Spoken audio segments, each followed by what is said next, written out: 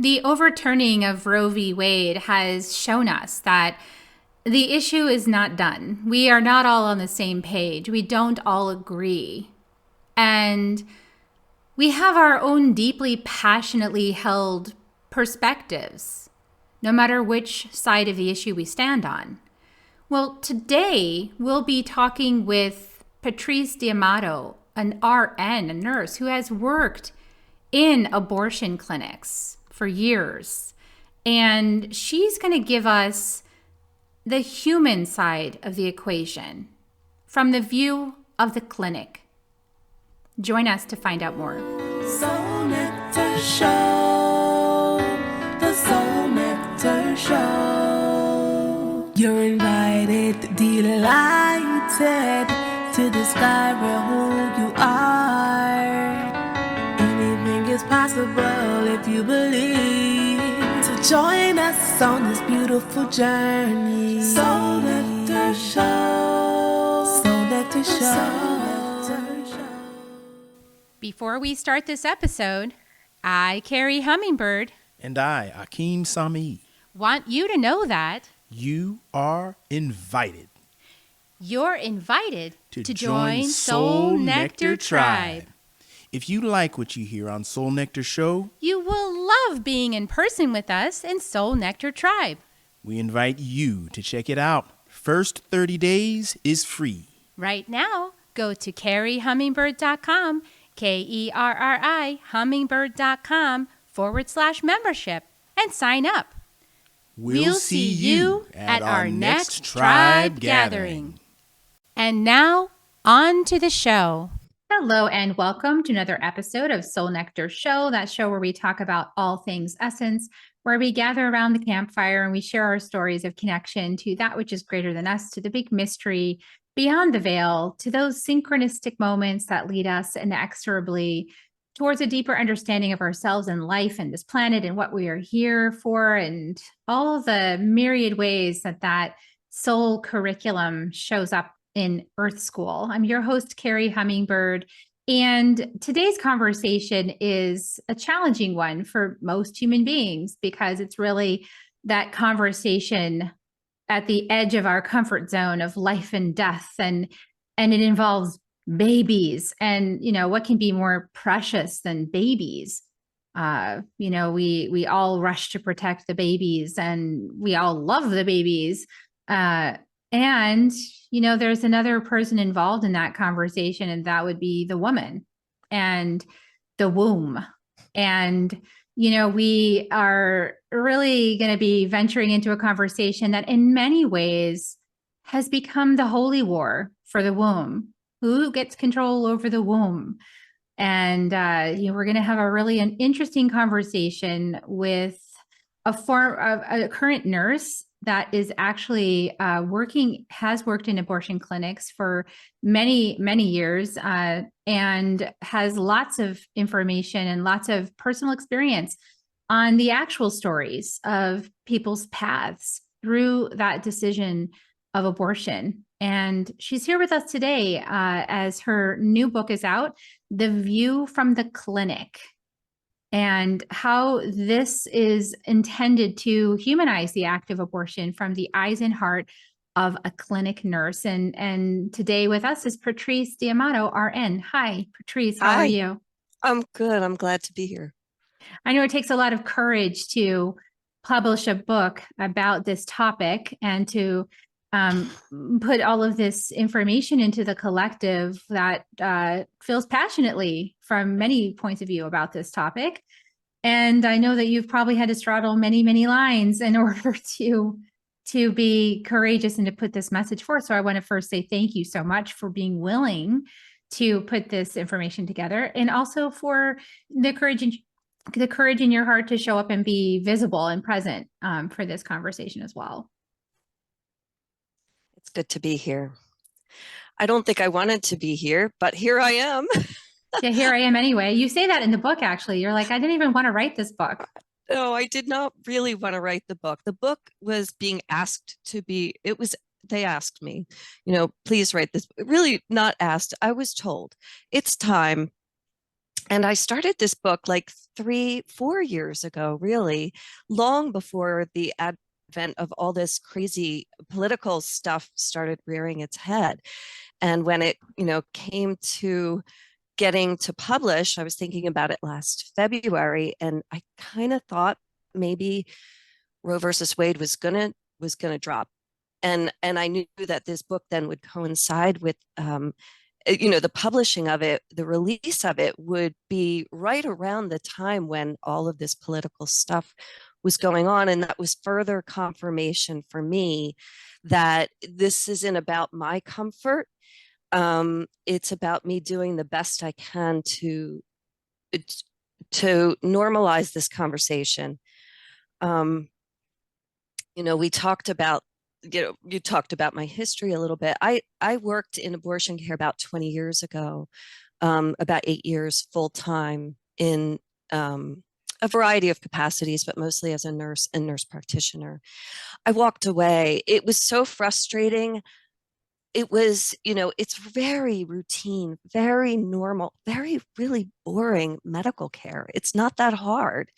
Um, but the stories that went around it, the culture of misunderstanding and passion around this very everyday thing, I just I it, people weren't ready for what I had to say, and I wasn't ready to say what I had to say. I had to process it all, so I tucked it all under my belt, and I went about my way for about 15 or 20 years. I went into teaching. I did some geriatrics, I did a variety of things. And then about 3 or 4 years ago, during the Me Too movement, it came back, and I realized I couldn't listen anymore to the rhetoric. I couldn't get my head around it as a nurse because it was so far removed from the world that I knew in terms of abortion. So, what are some key differences that you notice in the rhetoric from what's some key differences that you're like, this is just not the experience inside the clinic? Yeah. So, I always talk about my last day, and I talk about this poignantly in the book, which was a healing journey for me. But the last day, my last straw day was, I'm going into work just like a nurse goes into work, right?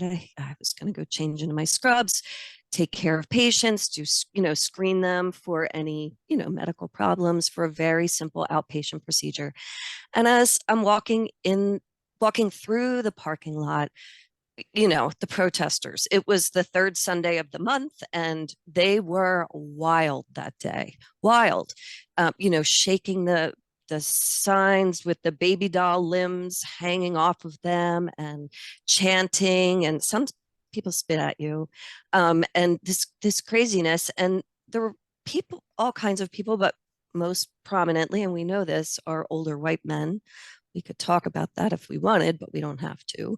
And then, and some parent looking people. And then I go into the waiting room. And I just looked around at it looks like the deli counter before Christmas. I always say that. There's just all of humanity there needing what they need. But most poignantly, I saw, the usual smattering of teenagers or young adults. And I thought, what the heck? Their parents are outside waving baby doll limbs, and this is just a medical clinic, like, where we're doing what we need to do. And the disconnect was just so powerful for me. The passion and the fear. It's, as I've said, it's a holy war. The people outside are waging a holy war. I say this is the era of fetal worship. We're worshiping, or some are worshiping, the fetus, and they feel like they're conducting this holy war to save the babies. And when you look at the history of this is new. It is not a phenomenon that we have seen until recently, maybe like the last 150 years or so. This was not a holy war of any sort. People didn't believe that life started at conception. It was not a thing. So, there's that. And then there's just the whole medical aspect. It's really like a woman having a miscarriage. It's a spontaneous abortion is the medical term for a miscarriage. So, whether it's spontaneous or elective, it's still abortion. And so for me, it just, it fascinates me. Yeah. So, how do you explain this? I mean, I know that you did a lot of research to write your book, and you did research into what were the prevailing attitudes about abortion previously, and you found some interesting things actually in the Catholic religion, which was really fascinating. I read in the book. Share a little bit about that with us.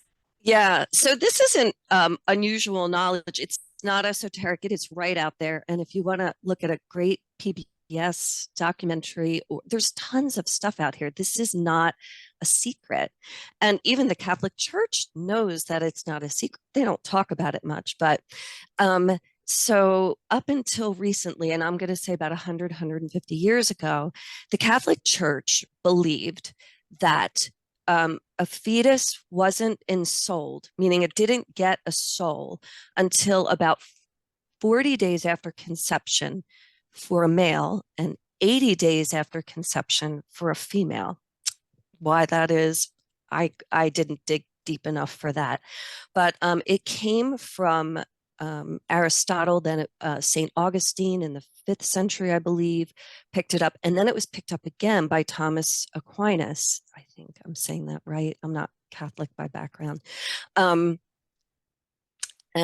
that was maybe the 17th century.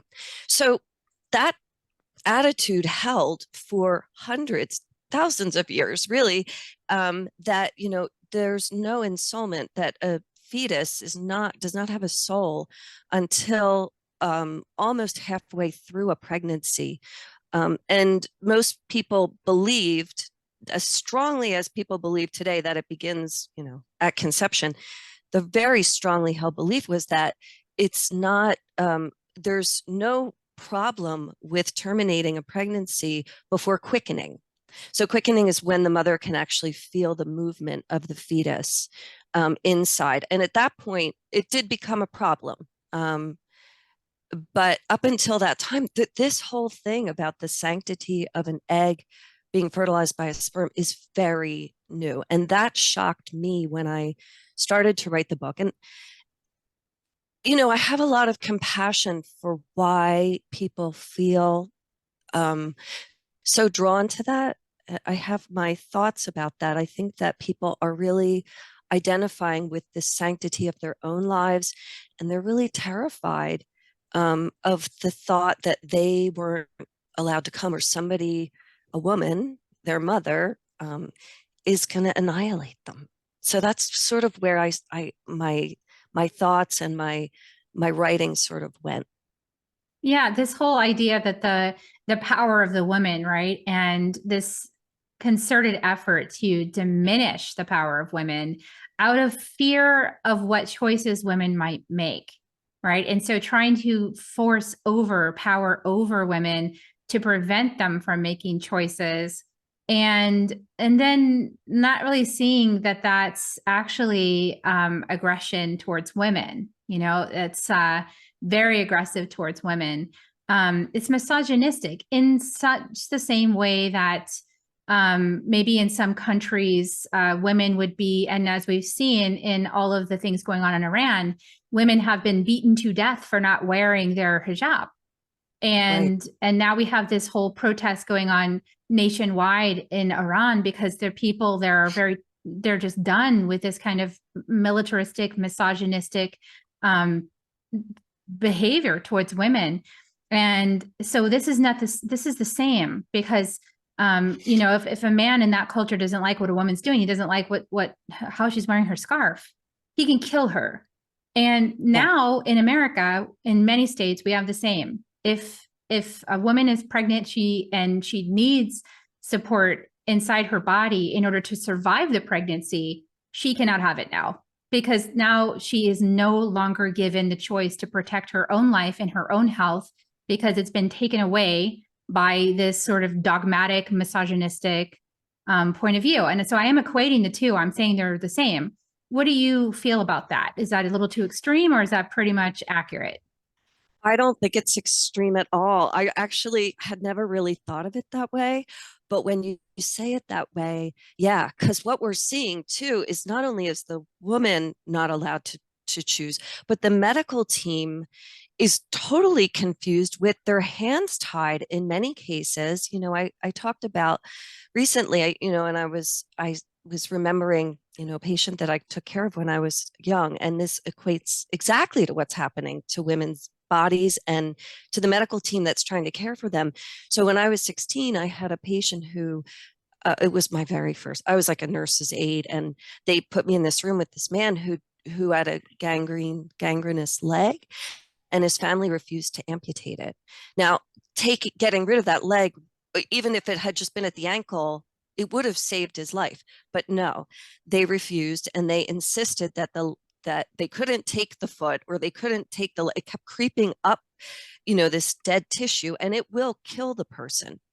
And so the other day I said, oh my goodness, this is exactly what's happening to women with, a fetus or a pregnancy that has, gone bad.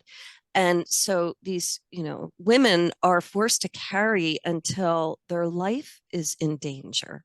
This is bizarre to me. And it is not so different, I don't think, like you said, than what's happening. It's, if a woman doesn't wear her scarf right. But we have the medical team involved now too, who's standing there saying, well, what point, the laws are, they're just open to interpretation and people are confused. And so it's the exact same thing. We're standing in our modern high-tech hospitals trying to decide when is this woman going to get seriously ill, get an infection from this dying fetus inside? At what point are we going to then save this mother? And I mean, there's no point. The fetus isn't viable anyway. So like, what the heck? I agree with you. Yeah, and it takes the choice out of the woman, right? I mean, so all these women wearing hijabs that don't choose to wear one are forced to wear one in order to assuage the beliefs and perspectives of the government that is controlling them. And in such the same way, now in several states in this United States, women are forced into a perspective that they may not hold about the fetus and about their power of choice. I heard from many Jewish people who said, we don't believe the way Christians believe, and so we do not think that this country should embrace Christian religious perspective when there are people in this country of many different religious and spiritual traditions. And we're supposed to be a country that is freedom of religion. And instead, we're starting to see the infiltration of one particular perspective dominating our law. And we're supposed to have a division of church and state in this country. So how do you, I mean, what's your answer to that? Because that seems to be, people's, I know that you mentioned in your book that there was a Native American who was like pro-abortion, like where, and I can see that perspective too, because we have too many people on the planet just procreating willy-nilly, and we're far consuming the resources over our relations. We don't even consider the plants and the animals and the insects and all the other life forms on this planet. We're just dominate everything, thinking that we're like the most important being on the planet, right? And so the Native American perspective is probably kind of along those lines, like, yes, let's stop being a virus on Mother Earth. What's your perspective on that? Yeah, I agree with you. And when I was saying to my husband this morning, I said, gardening, and I have that whole first chapter. One day I was out in my garden and I'm pulling perfectly healthy plants because they're weeds to me. They're weeds to me. And, you have to thin them in order for others to grow. And maybe the ones that you selected, the ones you went to the farm market or the garden store and you put in specifically to grow. And then there's all these other things that are perfectly healthy, but we don't want them. And there are a lot of people who believe that the humans are above that, but I don't believe that. I think that, we're all living beings, and there is always stewardship about who, you know, how we decide when to thin things, and can you do that with sensitivity? Can you do that with honoring, the life force that might have been? I believe you totally can. And Yeah, go this is ahead. kind of, I mean, this is why we have science that is able to detect in advance harmful, life restricting, life constricting diseases in babies before they become born, before they have to then face an entire lifetime of being punished in that way, really painfully punished, be in a body with those kinds of diseases. And now we are not able to be compassionate. We're not able to be stewards of the children coming in because of these dogmatic laws. I'm sure you have an example of someone who came in and the choice was because this baby is going to be suffering its whole life if it's born. Oh, absolutely. And that's just, happened not long ago. And that's very often those what they call a late term abortion, which really it's only halfway through pregnancy when somebody's saying it's late term. So I don't really know what that late term means, but it happens all the time. And for the parents that are going through this, it's not easy if you've gotten that far along. But the thought of, like you said, it may be torture for the child, and it's certainly torture and agony for the parents, and it may be a beautiful experience.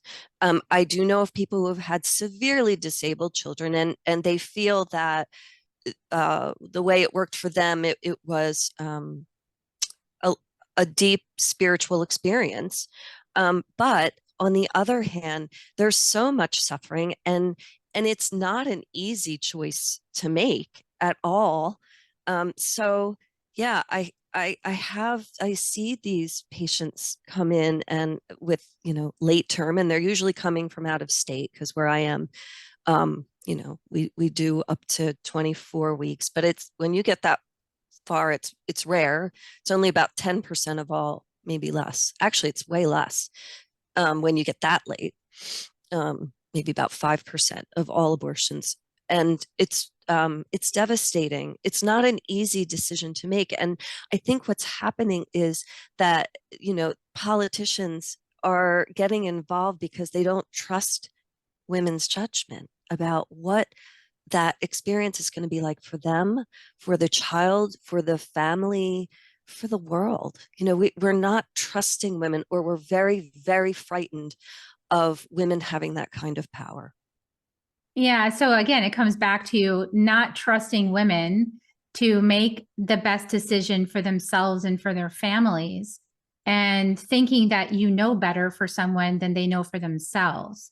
And I know that, I don't know a whole lot about religion, but I know that there's a lot of verses in the Bible about not casting the first stone and not being the judge of your brothers and sisters, like you know better to do than they know. And yet here, the sort of fundamentalists have jumped on the back with the politicians and found a really convenient way to judge every single woman as incapable of making the right choice for herself and for her family. Yeah. And they've also stymied the medical team or medical experts, scientists, so there's also that whole piece of it, because, we used to be pretty paternalistic in the medical world, like, oh, well, we know what's best. And I think a lot of, up until recently, politicians were like, okay, well, we'll trust the experts, but we don't have that anymore either, which, there's good and bad to that, I suppose, as well. So yeah, we don't really have any of that anymore. So we have a handful of fundamentalists who are feeling really good about this. I can just feel the, The that righteousness. Yeah, it feels so good. It's like, oh, we don't get to do holy wars anymore, and we don't get to run around and save the unborn or save someone. And so they're really getting their chops into this, that we're going out and we're saving these babies from these untimely deaths. And it's distorted. It's a little misplaced, but it's an energy that comes from millennia, I think. Yeah, and it's that scratch that, you know, they need to like scratch that itch. You know, it's like, oh, Yeah. I need to get righteous about this, and I need to fight that devil, and I need to get out there and just, you know, show them the way, and that kind of holy war, like we talked about over the womb. And Yeah. even the womb of an 11-year-old child who's raped by her father. You know, this is where I have a problem with the fundamentalist pro-lifers, because I don't think it's pro-life to have a child's body carry a baby and go through that metamorphosis that I went through at 30 years old and was challenged by, with full Yeah. responsibility and knowing.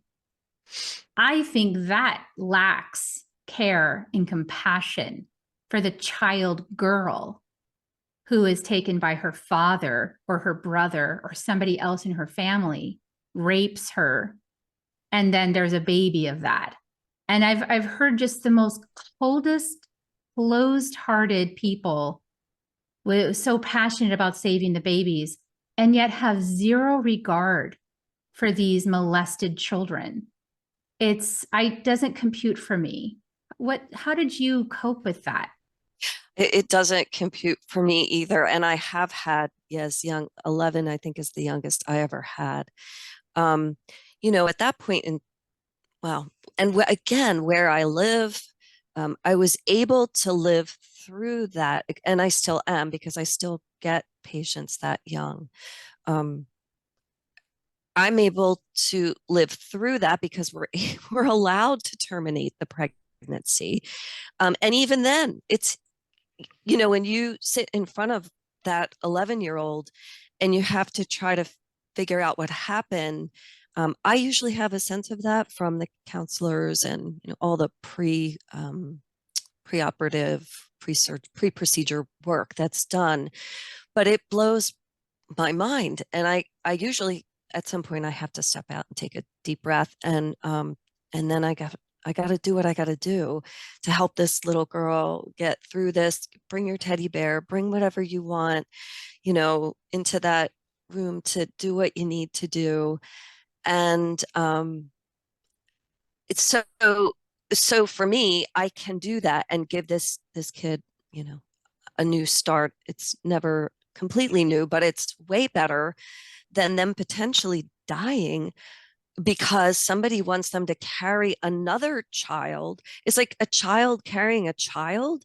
Neither one is going to do well. And it's, as you said, it's not risk free for a child of 11 to be pregnant and carry that through, to a full term pregnancy. It's just not. It's so you're basically, again, you're dooming the mother, the owner of the womb is doomed in this situation. There's no good way out for them.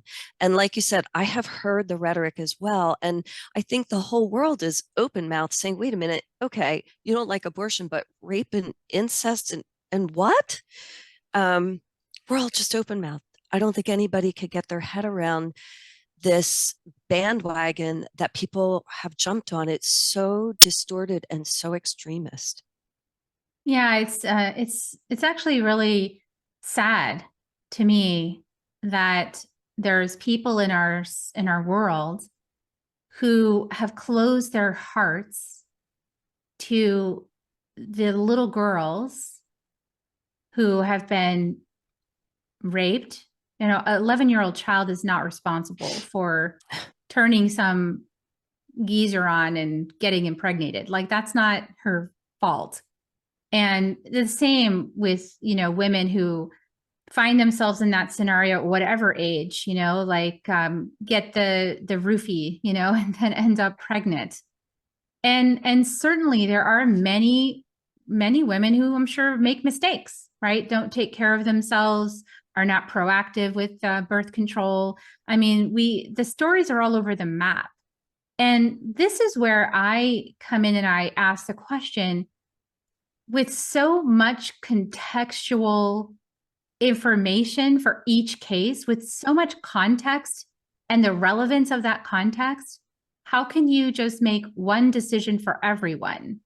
That's the part I don't understand, because I feel like that really lacks compassion and empathy for the particulars of each individual case. Yeah. And that's where, that's where the quagmire is. That's where people are stuck. Their hearts are not open. They're not capable of hearing the stories. They're just not.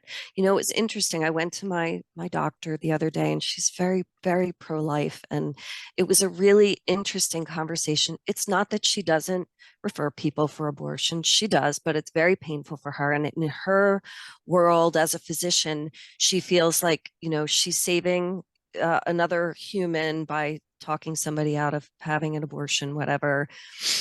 And it was really difficult conversation for me because of the lack of trusting a woman, a pregnant person, to decide what is best for them at that moment in time. And you may regret it later either way. Often, if you regret something, it's because of the cultural things that are heaped on you. I will say that. So you're not going to feel terribly guilty if it's, if you choose to either have a baby or have an abortion, and society is supporting you and respecting your, that you did the best you could at that point in your life. But we don't do that, do we? We pass judgment. And so this is all held in secret and in shame. And no wonder there's people who are, wondering years later, should I have had an abortion? Or, oh my gosh, should I, maybe I did the wrong thing. That's all contextual. It's all cultural, and it's all stemming from a lack of support and respect for people trying to have done the best they could at any point in time in their life. So, and I walked away and I was really angry at my physician, who really believed that she's, doing the best she can by trying to present another view.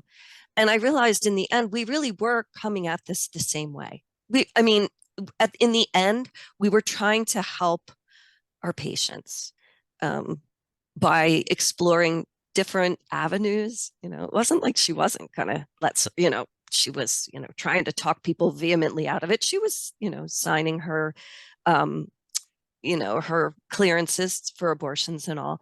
But I tried to get into that mindset. And what I really got from her is fear. It was fear. It's fear for her own life. It's fear that somebody would have aborted her and she wouldn't have gotten her shot. That's what it really boils down to. And that fear, and it was so painful for her to think about me writing this book and the topic. You could see she was like, like it was painful to think about, the babies that didn't get their chance. And I thought, wow, you're not very courageous here. For being a physician and seeing the things that you see, that's not terribly courageous. And yet it's okay. It was who she was in that moment. But it's like that. I can't, don't tell me your story. I can't.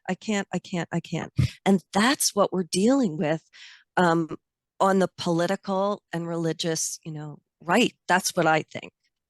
Yeah. And I think you and I talked about this when we had our conversation, our pre-show conversation, but I feel that this is a level of understanding at a soul level, actually, of who we are.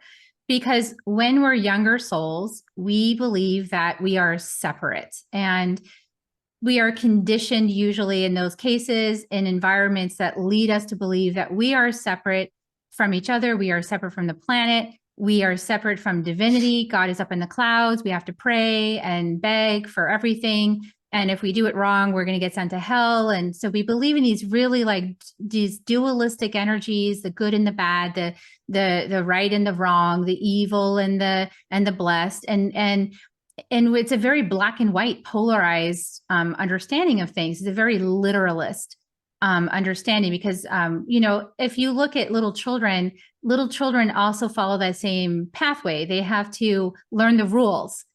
First, we do A and then we do B. And when they're like 5, they start telling you the rules.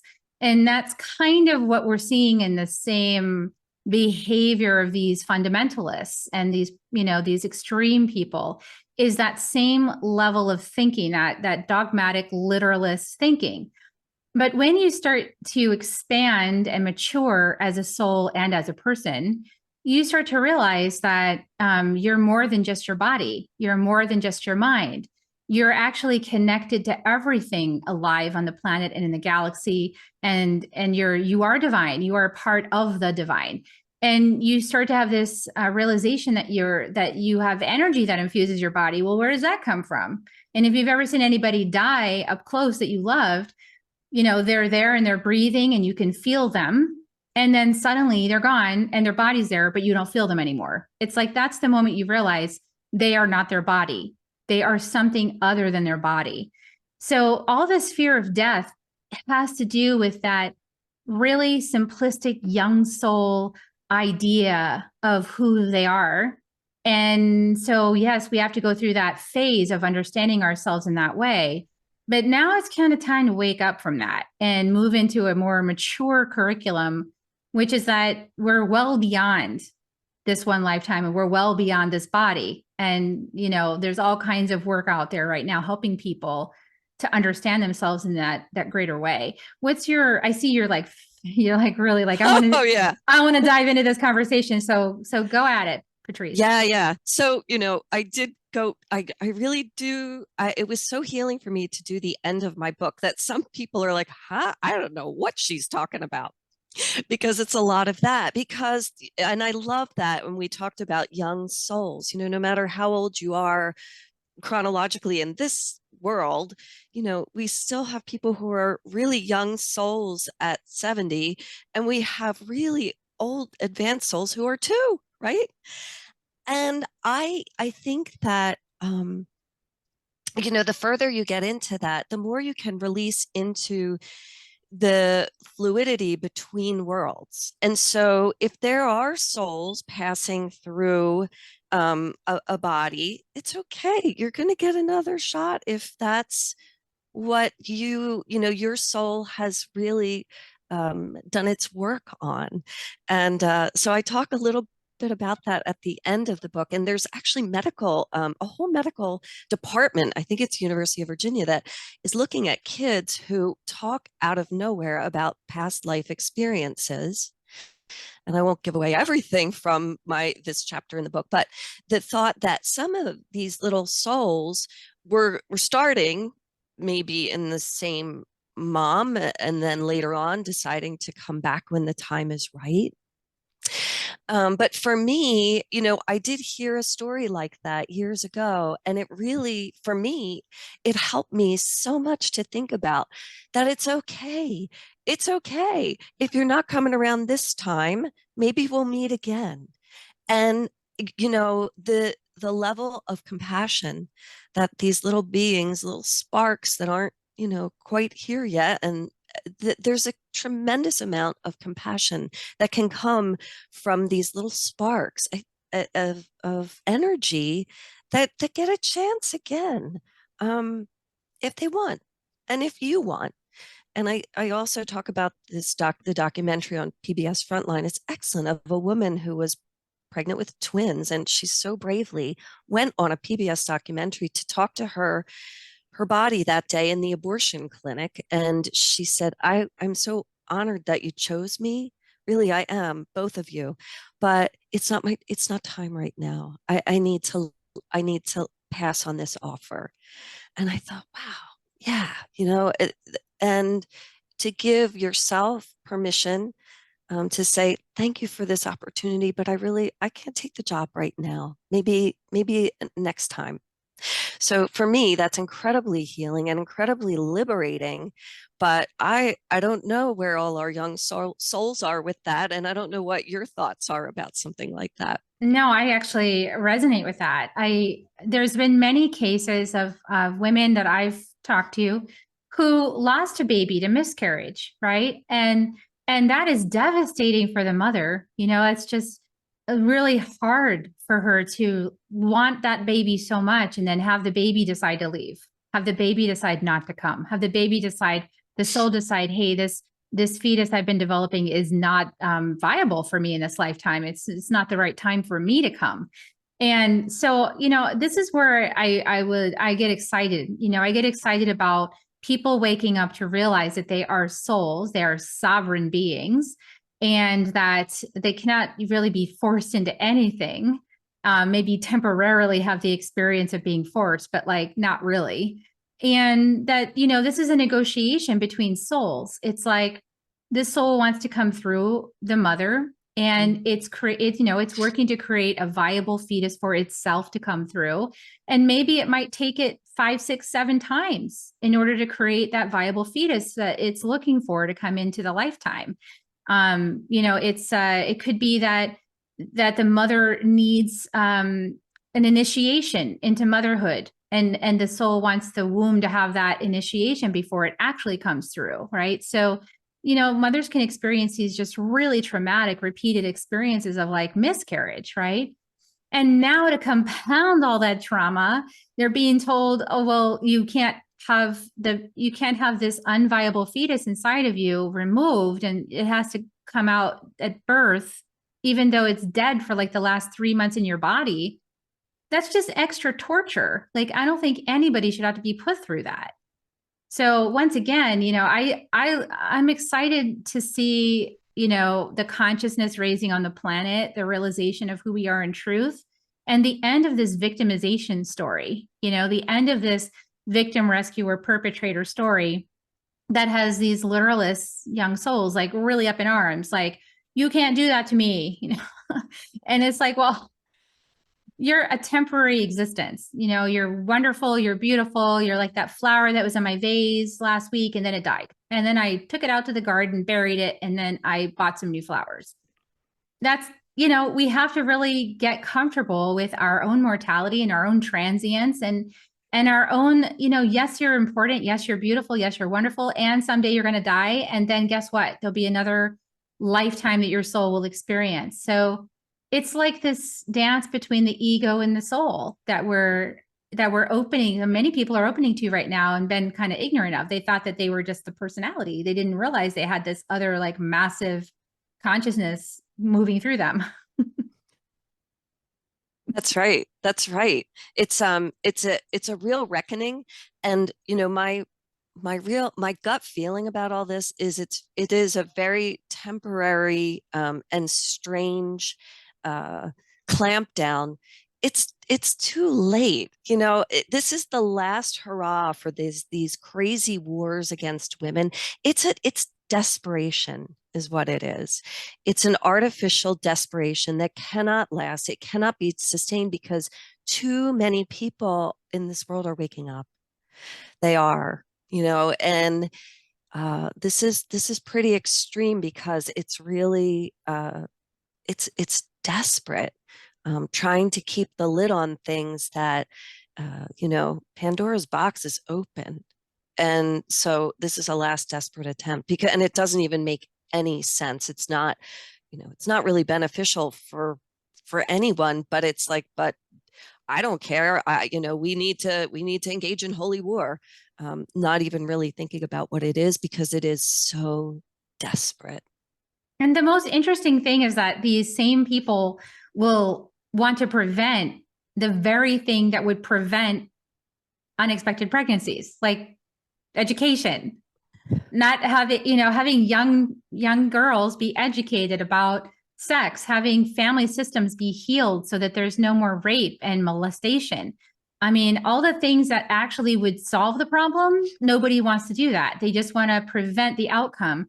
And that's where I get really righteous myself. Like, I have my own version of righteousness, which is that if you're going to complain or try to block the outcome you don't want, Why aren't you doing anything about all the things that lead up to that outcome? Why aren't you doing anything about family systems? Why aren't you changing the misogyny? Why aren't you teaching girls to be empowered about their bodies? Why teaching them it's not okay for people to touch you there? If they do, run away, scream, tell somebody. Why aren't you training girls that? Why aren't you training them that they're just as valuable as boys? Why are you continuing to flaunt the story of Eve to every single girl that goes through church? Why are you condemning women when they are just born as little babies with a womb? Why condemn them? And maybe if we stop condemning women and we start celebrating women and we start honoring women, we actually will stop the very thing that you're so upset about. That's kind of like my kind of greatest question is anyone going to take personal responsibility for their own family systems and clean this crap up so that it stops happening, not like force other people to do the work for you? Yeah. Well, again, I think it's these people want so badly for their women, their girls to be innocent. And we're not innocent anymore. And we don't It's not an innocent world. No, we don't need that anymore. But the innocence, their virginity, virgin purity is gone. It's gone. And it's just so sad for people that they can't protect their women and girls from this, sexual world, Meanwhile, if they train their women to be empowered and to love themselves and, hey, go get a vibrator, you wouldn't have a lot of this stuff going on. If you keep teaching women that they need a man to be complete, then you're going to keep having this problem show up because their own lack inside is what's causing them to seek a guy in the first place. If you go out of that paradigm and you stop that process, then women become self-sufficient. And self-sufficient women make better choices than women who are dependent upon approval or validation or a family system that is basically wants them to be powerless so that they can be taken advantage of. So once again, it's like if you want to stop the system, you've got to actually change all the fundamentals of how you think about yourself, how you think about women and what their use is, and that all has to change. The whole ideological package has to change to stop this problem from happening. Yeah, yeah. And it truly, I believe it truly is. And that's why, again, boy, there's so much pushback because women are done. They're done with this nonsense.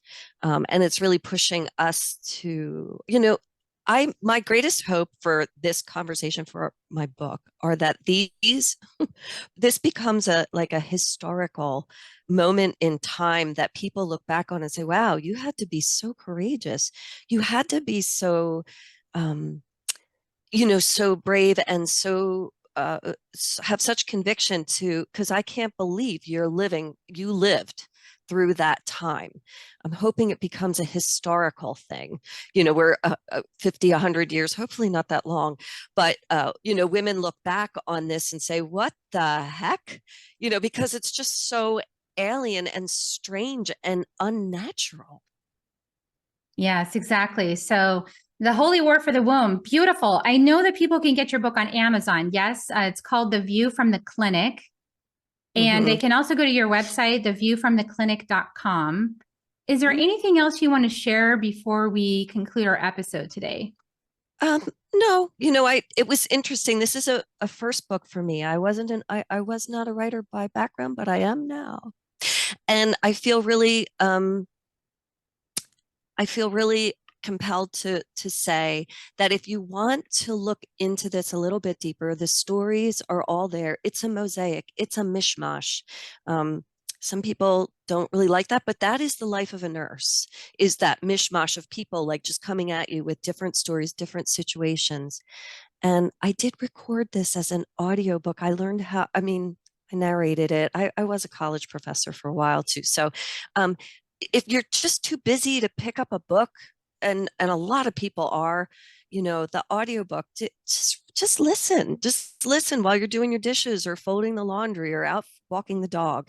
Just listen, because you're going to be able to get some of the nuances and the perspectives of a person, a nurse who has cared for hundreds, if not thousands, of people who have been through this. We're hearing the stories of people, of women and people who have been through it personally, but just listen from the perspective of being a fly on the wall, or, the nurse who's just serving humanity. You're going to get a lot out of that. I'm hopeful that people just open their hearts and just are a little bit curious about what this world is, so that you could get inside the clinic and you can sort of take it in as a part of you. You don't have to do that work. I'll do it for you. Yeah, and educate yourself beyond your perspective, whether you're really, really staunchly pro-choice or really, really staunchly pro-life. Like there's stories in there that will challenge anyone's perspective in the book. I've been reading it. It's really good. So I recommend it highly. The only way for us to become more conscious is to expand what we're conscious of, what is to listen to the stories and to actually open ourselves to different perspectives and not stay mired in one perspective doggedly, isolating ourselves from most of humanity so we can keep our perspectives. That's when you know that you're kind of on the wrong track. Yeah. If you need to do that, then your perspective's probably not totally in truth. Anyway, moving on. So thank you so much for having us on the show, Patrice. Beautiful, beautiful. I love everything you're doing. I think it's really important to have this perspective. And I recommend everybody to share this out with anyone you think that you're brave enough, courageous enough to share it out to. I welcome you to do that. And thanks so much for doing that. And now we're going to give people kisses. I always give people kisses at the close of the show. So we love you guys. Here's some kisses. All right, everyone. We'll see you next week on Soul Nectar Show. Have a great week, everyone. Bye for now. Bye. If you found even one gold nugget in this episode of Soul Nectar Show, will you do us a favor?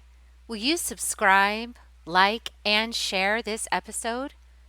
Maybe even write a comment and let us know what you thought about it. We really, really want to engage with you at a much deeper level. Let's be part of community together. Have a great week, everyone. Bye for now. To dive in deeper to nourishing conversation, visit soulnectar.show.